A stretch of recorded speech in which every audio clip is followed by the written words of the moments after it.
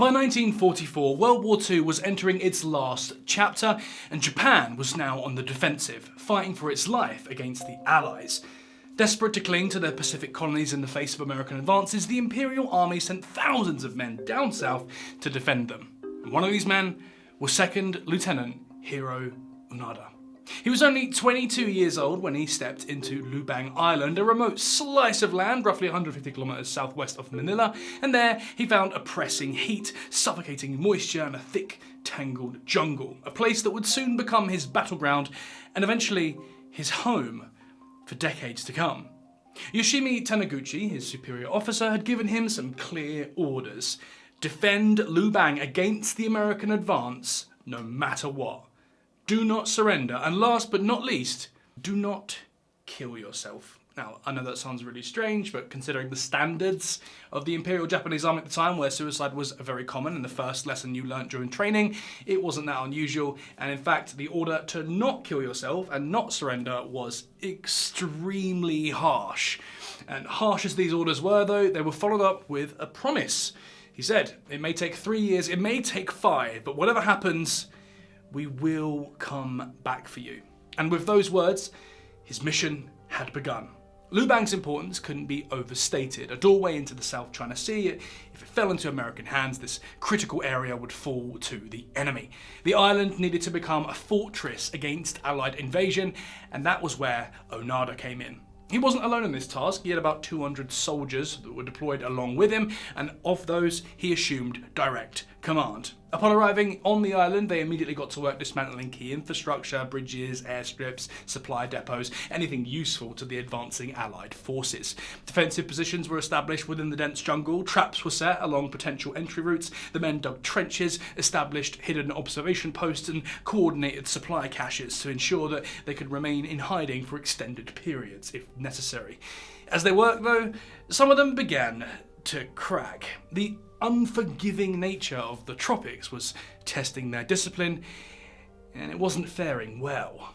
I had been sent to this island to fight, only to find that the troops I was supposed to lead were almost a bunch of good-for-nothings, quick to profess their willingness to die, but actually concerned only with their immediate wants. And so Onoda, a die-hard practitioner of the Bushido Code, was disgusted. There was no room for personal comfort. Honor, loyalty, and duty were the only things that mattered, but his men didn't quite seem to share his grit, and so a different approach was needed. He knew they needed something to cling to stay sane, a routine that gave purpose. He thus enforced that uniforms be kept clean, weapons maintained, and patrol routes charted. In this routine, they found consistency, and in that consistency, a sense of solace. Confidence, maybe even. He had managed to turn morale around. The mission was going well, they thought. Success seemed certain. But unfortunately, this optimism was short-lived. In February 1945, the Americans arrived, and Lubang Island was transformed overnight. The first sign was the distant rumble of artillery fire growing louder and louder until the very earth trembled. The United States had launched a full-scale invasion, their bombardment tearing apart the jungle canopy, shredding their meticulously built fortifications into nothing. The sky lit up with an orange glow as hellfire rained down upon them, massacring the men before they knew what hit them. Onoda quickly realised that with his efforts negated and his troops falling like flies, there was no way they could hold their positions or even really fight back meaningfully in any way at all. They were just completely out of their league. And so, with his forces all but wiped out and the enemy advancing upon them, he made the only call he could to retreat back into the jungle. The few dozen soldiers that remained, once 200 strong, now moved as scattered groups, each trying to stay alive and stay hidden from the 2,500 enemy troops that had swarmed the island after them. Onoda and his new core group, Corporal Shimada, Private First Class Kozuka, and Private Akatsu, had to abandon their original posts, taking only essential supplies and destroying what they couldn't carry. They dove deeper into the jungle, establishing camps far away from any known paths where the thick undergrowth would shield them. The idea of defending the island was long gone, but now, they asserted, they could at least have a war of resistance. As boldly as they had framed it to themselves, though, their bleak new reality quickly caught up to them. They were forced to adapt, foraging what they could and occasionally stealing livestock from local farms to supplement their depleting rations. This was a far cry from the already dire quality of life they'd had mere days ago, and they felt it. This misery dragged on for months, during which they leaned on their routines yet again to retain their sanity. Onoda demanded the same standards from his men as if they were still preparing for an active counterattack. And so the four of us vowed to each other to keep on fighting. It was early April 1945, and by this time we four made up the only Japanese resistance left on Lubang. Uniforms, ragged as they became, were kept clean, weapons were meticulously maintained, patrol routes were even set, once again, all for the sake of something to feel like they had some semblance of control. By late 1945, the Americans began dropping leaflets from the sky announcing Japan's surrender. The war is over, they claimed. Surrender and you'll be returned to Japan. Onoda and his men read these leaflets with skepticism. They had been trained to expect this. On the front were printed the surrender orders from General Yamashita of the 14th Area Army and a directive from the Chief of Staff. On the back was a map of Lubang on which the place where the leaflets were dropped was marked with a circle. We gathered together and considered whether the orders printed on the leaflet were genuine. I had my doubts about a sentence saying that those who surrendered would be given hygienic succour and hauled to Japan. The Americans, they were sure, would do anything to get them to surrender. The leaflets were burned, destroyed before they could be given any further thought, and on with the mission the boys went. With no direct communications from high command, the men slipped further into isolation. Raids against local villagers became more frequent, and so did the confrontations. The locals, tired of the constant thefts, began defending themselves. Onoda now found himself fighting against not just the Americans, but the Filipino population as well. To him, though, these villagers were collaborating with the enemy and thus were enemies themselves. The only companionship he had now was his brothers in arms, but they too would find themselves tested. Life in the jungle had begun to take its toll on the group, especially on Private Akatsu. As the months turned to years, as the conflicts became more frequent and their body count grew, Akatsu couldn't help but recall their superior officer's promise. It may take 3 years, it may take 5, but whatever happens, we'll come back for you. Year after year, the absurdity of their situation weighed on him harder, and as the promise came due, his patience grew thin. Eventually, he'd had enough. In 1950, a whopping 5 years after the Second World War had ended, Akatsu finally slipped away from the group and surrendered himself to the Filipino authorities. Onoda was gutted. He'd shown signs of wear, sure, but Onoda never thought that Akatsu would actually turn himself in.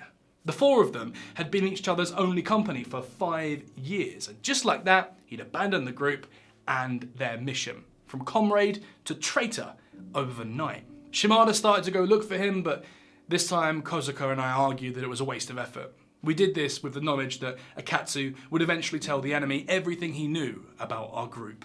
But hurt as he was, the Bushido Code made no room for such softness. He swallowed his upset, turned to those he still had left by his side, and reassured them that the loss of one traitor was no loss at all. The mission would continue. As the years continued to pass, foreign attempts to make them surrender escalated.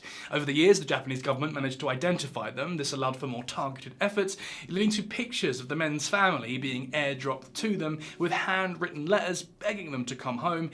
In as deep as they were, though, this was assumed to be just another trick. There was also a photograph of Kozuka-san's family. Kozuka said, "How do they expect me to believe this? Why would my family be standing in front of a house that doesn't belong to us?" The local efforts increased as well, although these were much less invested in the men's well-being. Tired of the raids, the thievery, and the death of their own, they were outright hunting the trio down. In June 1953, they managed to get a few shots off at them, wounding Shimada in the leg. Onoda personally nursed him back to health, protecting not only one of his men, but one of the only friends he had left. Yet, on the 7th of May 1954, those efforts would be rendered moot. Now a decade deep into their time on the island, they were discovered by a Filipino military squadron in the middle of a training exercise. The details are unclear, but we know that this incident cost Corporal Shimada his life, leaving the group down to just 2. It was this loss, a death rather than a defection, that hit Onoda really hard. He said, "Together, Kozuka and I vowed that somehow we would avenge Shimada's death."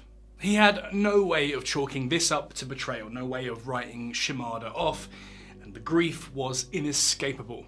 With nowhere to turn, Kozuka and Onoda leaned on each other, the only 2 remaining survivors, but all this did was drive them deeper into their obsession. In the meantime, the authorities contemplated how to handle this whole ordeal, the recent death confirming their continued activity. The attempts to instigate surrender became full-blown rescue operations, but these 2 proved fruitless. The search parties would leave behind newspapers so the men could see for themselves just how different things now were, but this just pushed them away. When they read the papers for themselves, it all seemed too outlandish to be true, and so they yet again dismissed it as another trick, much easier than the alternative. But we couldn't believe that the war had really ended. We thought the enemy was simply forcing prisoners to go along with their trickery. Every time the searchers called out to us, we moved to a different location. Rescue experts, Japanese officers, and even Onoda's own brother Toshio had been flown in to assist with the search. They tried every tactic they could think of, but at this point there was practically nothing that would convince either of the men that this was the real deal. A man was standing at the top of 600, speaking earnestly into a microphone. I approached a point about 150 yards away from him. I did not dare go nearer, because I would have made too good a target. I couldn't see the man's face, but he was built just like my brother, and his voice was identical.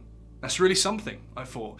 They found a Nisei, or a prisoner, who looks at a distance like my brother, and he's learned to imitate my brother's voice perfectly. Rather than believe his own eyes and ears, Hiroo managed to convince himself that the man calling out to him, who looked like, sounded like, and spoke like his brother, was instead an impersonator, part of an elaborate plot to lure him out of the jungle. At this point, it seemed like nothing short of direct orders from Yoshimi Taniguchi himself would get through to them.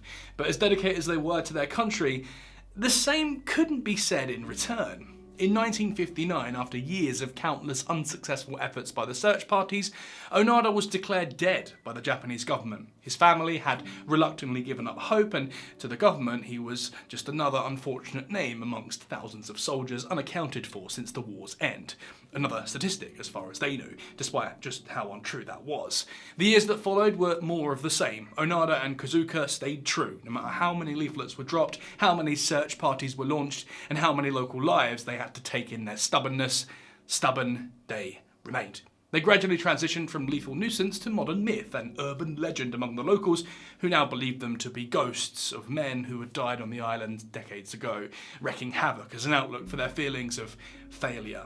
But they were obviously no such thing. They were just 2 men bound by a duty long past the point of reason, one of which was about to experience the loss of a lifetime. 17 years after their deployment, on the 19th of October 1972, during what was at this point a routine raid for the pair, Kozuka was shot dead by Philippine police. Onoda was beside himself. It had been almost 30 years that they'd been together, longer than his life before the mission had even begun. This man had been more of a brother to him than his actual flesh and blood ever was, and the bond they shared was all he had, and now it was lost in a hail of gunfire. For him, this grief was the greatest he'd ever experienced, but 3,000 kilometers north, in Kamikawa, Japan, his family had just gained back hope they'd long since thought lost. When news broke of the incident, Kozuka was said to have been working with another, and once his identity had been confirmed, it was clear that there was only one person this other man could be.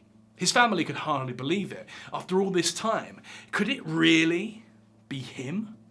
But with their willpower depleted from decades of failed efforts, they were hesitant to get their hopes up. It wasn't even them who took the initiative to find Onoda after hearing the news. Instead, the one to take on the challenge was a young explorer named Norio Suzuki. Hailing from Chiba, Japan, Suzuki had majored in economics before dropping out of university to pursue his desire of exploring the world. He toured through Asia, Africa, and the Middle East before returning home in 1972, but when arrived, Japan felt fake. his new perspective turning him off of his old life. So when he came across Hiroo Onoda's story that same year, he didn't hesitate to seize this opportunity for a new adventure. Funnily enough, it wasn't the only thing he would be setting out to achieve though, as Onoda was just the first step in a 3-part adventure that he had planned for himself. His goals were to take a photo with Onoda, a wild panda, and the abominable snowman, in that order. And so, in early 1974, after tending to some personal matters, he set out to Lubang, intent on finding Onoda and capturing a moment with him, the first step on his adventure. It didn't take much for the locals to point him towards Onoda's last known whereabouts, and once there, he began wondering while speaking out loud in Japanese, explaining himself fully, how he'd heard of Onoda, why he was there, and how, in all honesty, he was just genuinely interested in meeting him and hearing his story. Onoda, after nearly 30 years in this land, picked up on Suzuki quickly. As you can imagine, he was characteristically skeptical at first, but this was a perfect storm of circumstances. It had been 2 years since he'd lost Kozuka, 2 years completely alone. No one to endure the hardships with, no one to turn to while he grieved. He hadn't heard his mother tongue at all in this time, let alone had someone to actually speak to. And then came this young man calling out to him, looking for nothing else than to be his friend. Not an armed search party, not an effort to sabotage the mission, or challenge his honour or commitment to duty, just a young face offering some good company, which he had been deprived of for far too long. This hippie boy, Suzuki, came to the island to listen to the feelings of a Japanese soldier. After days of hesitation, Onoda caved, and in February 1974 he revealed himself to Suzuki. As promised, they simply sat and chatted. Suzuki was loaded with questions for Onoda, who was more than happy to answer them. Emotional even, as he would later confess, to have someone to talk to after so long. Onoda told Suzuki of his time on the island, of his mission, of his mourning for his brothers. Suzuki, born in 1949, told Onoda of how the war had been over before he'd even been born, of how Japan had changed, and most importantly, of how his country wanted him to come home. Onoda-san, the Emperor and the people of Japan are worried about you, he's claimed to have said. Touched as he may have been by this moment, though, this still changed nothing. He told Suzuki that he couldn't just abandon his mission off the word of some boy, especially not after this long. Only a direct order from his superior officer would dismiss him from his post. Suzuki, however, was happy to oblige. He snapped a picture with Onoda, as was his goal, now also serving as proof for his newfound mission, and with it, he zipped off back to Japan to notify the government, who in turn located Major Yoshimi Taniguchi. The Major, now owner of a small bookstore, had, ironically enough, surrendered mere months after ordering Onoda not to. After being briefed, he immediately agreed to go to Lubang and grant Onoda the only way out he was willing to accept. And so, a little under a month later, Suzuki returned with Major Yoshimi Taniguchi to formally relieve Onoda of duty. It was the 9th of March 1974 when Taniguchi and Onoda were reunited after all those years. One might expect an emotional moment, but soldiers that they were, protocol superseded all. Onoda stood at attention for his superior officer, remaining stoic as Taniguchi issued him the following orders. In accordance with the Imperial Command, the 14th Area Army has ceased all combat activity. In accordance with Military Headquarters Command Number A-2003, the Special Squadron in the Chief of Staff's headquarters is relieved of all military duties. Units and individuals under the command of the Special Squadron are to cease military activities and operate immediately and place themselves under the command of the nearest superior officer. When no officer can be found, they are to communicate with the American or Philippine forces and follow their directives. And just like that, it was over. Hiroo Onoda had spent over 10,000 days and nights bound by duty fighting a war that had been over for decades. 29 years of conducting guerrilla warfare against a non-existent enemy for a country that had long since moved on. The following day, Onoda surrendered to Philippine forces at the radar base on Lubang, and the day after that, on the 11th of March 1974, a formal surrender ceremony was held by the President of the Philippines himself, Ferdinand Marcos, at Malacanang Palace in Manila. In an international media sensation, Marcos granted Onoda a full pardon for the crimes he had committed while in hiding, including, but not limited to, the murder of approximately 30 Filipino citizens. The Japanese government argued, to which the Philippine government agreed, that there had been no malice in Onoda's action, and as far as he knew, he was simply carrying out his duty. No hard feelings, eh? Onoda turned over his sword, a functioning Ariska Type 99 rifle, around 500 rounds of ammunition, several hand grenades, and a dagger his mother had given him in 1944 to kill himself with if he ever got captured. After this ceremony, Onoda returned to Japan, where he received a hero's welcome. To the Japanese people, he was above all else a symbol of unwavering duty and loyalty, a proud example of everything their culture stood for. Unfortunately, this appreciation wasn't mutual. While Onoda was undoubtedly relieved to finally be home, his home wasn't quite how he remembered it. Japan had changed dramatically. This materialistic, economically focused nation was not the homeland he had dreamed of during all those years in the jungle. Quite the opposite. It was a far cry from the country he knew. Gone were the traditional values he fought for. Gone was the way of life he'd longed to return to. A tremendously climactic moment rendered bittersweet by the fact that this simply wasn't home, not in the way he needed it to be. Despite this, he still tried, doing his best to reintegrate and even writing his best-selling autobiography, No Surrender, My 30-Year War, during this time, but struggle as he might, he just wasn't there. He couldn't help but to be overwhelmed by it all, and oddly enough, part of him preferred the idea he had clung to over the reality he was now faced with. This was all there was, though, and he didn't know what to do with it. His brother, Toshio, who was tuned into his struggle, offered him a solution: to move to Brazil. You see, then and to this day, Brazil hosts the largest community of Japanese diaspora anywhere in the world, and ironically enough, within these Jamic colonies, as they were named, the traditional values and way of life he longed for remained strong, preserved in their own bubble as the homeland moved forward. This came to Onoda like a light in the dark, and he pounced on the opportunity without hesitation. In April 1975, he boarded a plane to Terranos, Mato Grosso do Sul, in southern Brazil, and settled there as a cattle farmer. He met his wife, Machine Onoda, who returned to the practices and principles he had so desperately longed for. He eventually took on a leading role in his local community and even let the local Brazilian Air Force conduct drills on the land he owned. This was what he'd hoped for when he returned home, but here, in the depths of South America, he'd found his own little slice of Japan, just like he remembered it. The years passed and he lived peacefully, but in 1984, after reading of a teenager back in Japan who had been stabbed to death, his sense of duty demanded action.